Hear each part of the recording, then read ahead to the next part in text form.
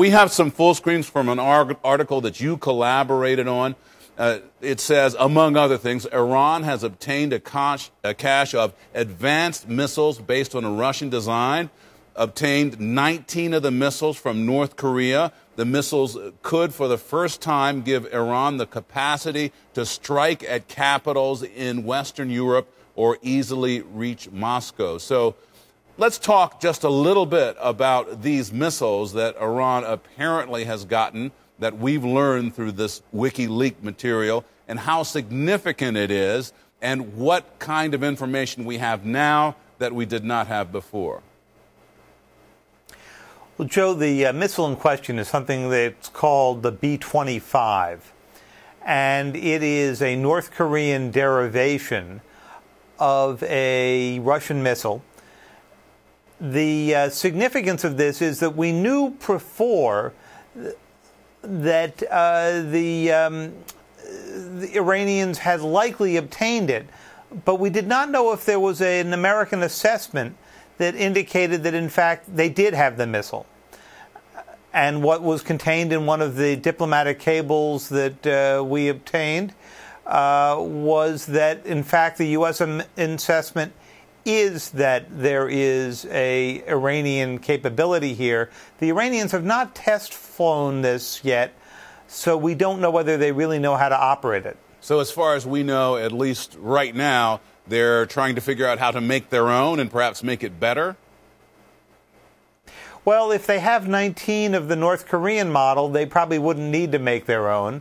The bigger question is, could they fit the warhead of this missile with a nuclear device if they ever got to the point of actually making a nuclear weapon? We don't believe that they have done that yet, and they're probably still a number of years away, and even then it's hard to make them small. Perhaps the most important question that a lot of people would ask is, if you have missiles like these that you describe in the article, information that came to you through WikiLeaks, how far could these missiles go? We're talking 1,500 miles, 2,000 miles, and that would mean going from Iran to where?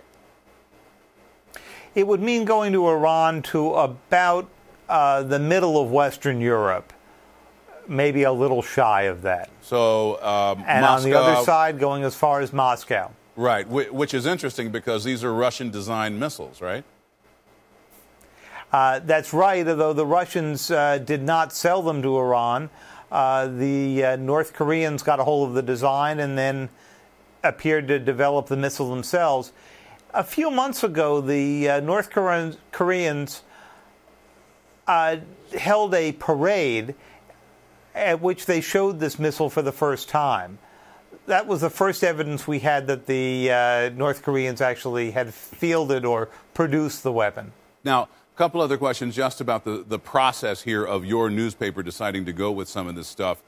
First question, I think, would be, it's clear that you talked to the administration about what to release on the cable that gave out all this information and sort of worked with the Obama administration to decide what not to release. And the second question is, are you going to put a lot more stuff from this latest WikiLeaks release out there for your viewers, your readers to read? Well, as you said at the beginning, there were about 250,000 cables in the WikiLeaks archive, and the Times did not obtain it from WikiLeaks. However, they did get it through a third party. There will be about 100 cables that will be published on the Times website, with small excerpts of them in the newspaper edition itself. The decisions about what to publish and what to redact were entirely the Times' decisions, but the Times did go to the Obama administration in an effort to make sure that we had redacted the most damaging material for, say, dissidents or sources or informants. And the administration did ask for a number of other additional redactions. The Times agreed to many of those, but declined on a few.